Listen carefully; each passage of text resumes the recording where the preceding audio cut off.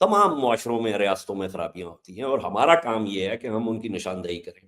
جی جیسے میں نے آپ کے پروگرام کے شروع میں کہا تھا کہ سب سے بڑی ہماری خرابی یہ ہے کہ جو ہمارے پاس مکمل اطلاعات نہیں آتی.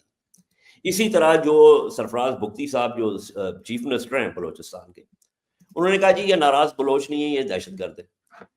بھائی یہ تو بالکل ہے، یہ تو شورشی ہیں، اس میں تو کوئی شک کی بات نہیں ہے. لیکن ان کی شورش کیوں پنپ رہی ہے؟ اس کا تعلق اس بات سے ہے کہ بلوچ قوم کی ایک بہت بڑی تعداد ناراض ہے، اور اس کی ناراضگی جو ہے اس کو ایڈریس کرنا وہ ایک بہت اہم بات ہے. اس میں کوئی ایسی راکٹ سائنس نہیں ہے.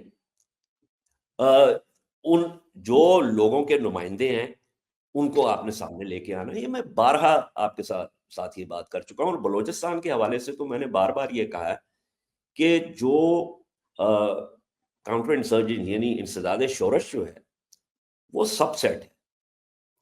وہ سب سیٹ ہے ایک جو وسیع لارجر. تر جی ایک وسیع تر جو ہے سیاسی جو ریکنسیلیشن ہے اور ریزولوشن ہے اس کا سب سیٹ.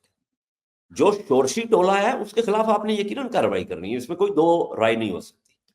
لیکن صرف وہ کارروائی جو ہے، اور اگر اس کے ساتھ جو سپیس کریٹ ہوتی ہے اس کے اندر اگر آپ نے سیاسی منظرنامے کو نہیں تبدیل کرنا تو پھر یہ سائیکل جو ہے وہ آپ کا چلتا رہے گا.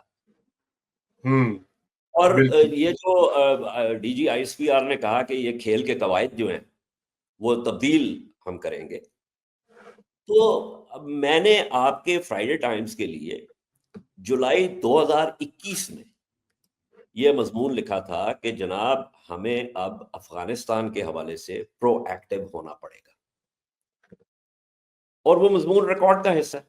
جی ابھی دکھاتے بھی ہیں اس وہ. کے اس کے اوپر میری مشرف زیدی صاحب اگین اے پبلک انٹلیکچوئل، ان کے ساتھ میری باضابطہ ڈیبیٹ بھی ہوئی. انہوں نے نیوز میں لکھا، میں نے فرائیڈے ٹائم میں 2-4 ہمارے اس قسم کے مضامین جو ہے وہ چھپے.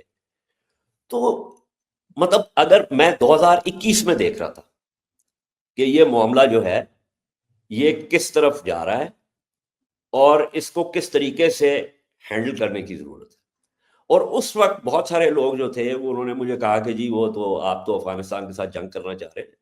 جنگ کرنے کا مقصد نہیں تھا. مقصد یہ تھا کہ آپ ایک تجزیہ کریں، ایک اسیسمنٹ جو ہے وہ کریں کہ معاملات وہاں پہ کیا ہیں اور وہ آپ کے لیے کس قسم کی خرابیاں پیدا کر سکتے ہیں، اور پھر آپ نے کس قسم کا جو ہے وہ ایکشن پلان جو ہے وہ بنانا.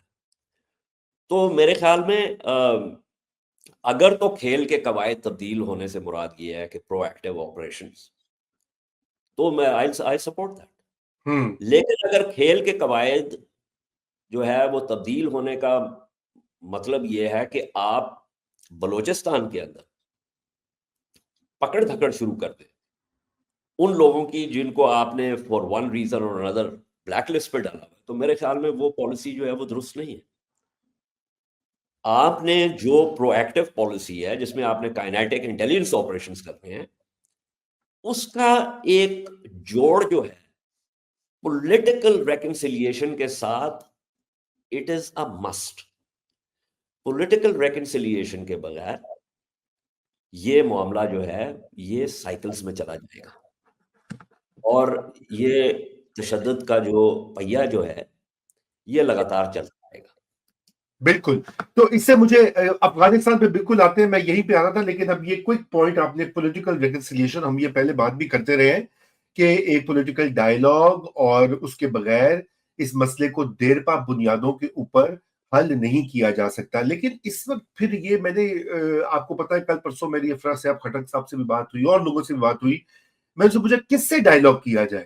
دیکھیں نا، مطلب یہ کہ ایک اب وہاں پہ 2-3 ہی بڑے گروپ سے، خود انہوں نے سی ایم بلوچستان نے بھی جو کہا، انہوں نے کہا کہ ایک وہ گروپ ہے جو سیپریٹسٹ جن کی لائننگز ہیں، دوسرا جو ہے کہ جو فیڈریشن کو مانتا ہے، آئین کو مانتا ہے. اب یہ نیا ایک پورا بی ایل اے کا اور یہ نوجوان جو لوگ ہیں، اب ان کا تو ہمیں پتہ بھی نہیں ان کا لیڈر کون ہے، ہم نے ان کی پکچرز بھی نہیں دیکھی، ان کے نام بھی کلیئر نہیں ہے. کیا بی ایل اے آئے گی بھی مذاکرات کی ٹیبل کے اوپر، یا وہ لوگ جو بلوچ لیڈرز ہیں وہی مذاکرات کریں گے؟ اجازت ذرا اس کے اوپر بھی تھوڑا سا ہائپوتھیٹیکلی نیگوسیشن کہاں ہوگی اور کس کے ساتھ ہوگی؟ دیکھیے بات یہ ہے کہ جو پہلے تو آپ کی بات چیت شروع ہوگی ان لوگوں کے ساتھ جو کہ ناراض ہیں، شاکی ہیں، لیکن وفاق کے اندر رہتے ہوئے آپ سے بات کرنا چاہتے ہیں، ٹھیک ہے؟ جو اس طرح کے گروہ ہیں ان کے خلاف آپ کائنیٹک آپریشنز کریں گے انٹیلیجنس بیس، اور ان کو آپ نے جو آپ زخم پہنچائیں گے، اس کے بعد عام طور پہ یہ دیکھا گیا ہے کہ ان میں سے کچھ لوگ جو ہے، اور یہ بلوچستان میں ہوا ہے پہلے بھی، یہ کوئی نئی بات نہیں ہے، کہ جس میں لوگوں نے سرنڈر کیے ہیں ویپنز. جب وہ ہتھیار ڈالتے ہیں تو پھر ہتھیار ڈالنے کا مقصد یہ ہوتا ہے کہ اب ہم یہ چاہ رہے ہیں کہ وفاق کے دائرہ کار میں رہتے ہوئے، آئینی دائرہ کار میں رہتے ہوئے ہمارے جو مسائل ہیں اور ہمارے جو گریونسز ہیں ان کو ایڈریس کیا جائے. اچھا، دوسری بات یہ ہے کہ اس کے اندر اس بات چیت کے لیے جو بلوچوں کی جو اصل سیاسی لیڈران، وہ لیڈران نہیں جن کو فوج یا انٹیلیجنس ایجنسیز کنٹرول کرتی ہیں. Let's be very clear about this. وہ لیڈران جو کہ وفاق کے دائرہ کار میں رہتے ہوئے لوگوں کی نمائندگی کرتے ہیں، لوگوں کی حقیقی نمائندگی کرتے ہیں، وہ بات چیت کرتے ہیں، اور اس بات چیت کے نتیجے میں جو مذاکرات ہوں گے، جو مطالبات سامنے آئیں گے، اس کے مطابق پھر آپ نے صوبے میں جو ہے وہ اصلاحات کرنی ہے.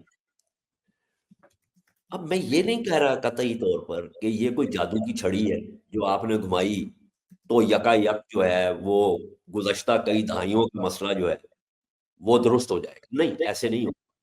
لیکن آپ اگر سمت آپ نے درست کر لی تو پھر آہستہ آہستہ آپ اس طرف بڑھنا شروع ہوں گے کہ جہاں پہ یہ مینیجیبل ہونا شروع ہو جائے گا، اور پھر وہاں سے آگے بڑھ کے کیونکہ دیکھیں نا، جو بیرونی عناصر بھی ہیں وہ پوری کوشش کرتے رہیں گے کہ اس میں تیل ڈالتے رہیں، لیکن اگر آپ اندر کے زخم جو ہیں ان کو بھرنا شروع کر دیں گے تو پھر ان کے لیے، بیرونی عناصر کے لیے بھی یہ کام کرنا مشکل ہو جائے گا.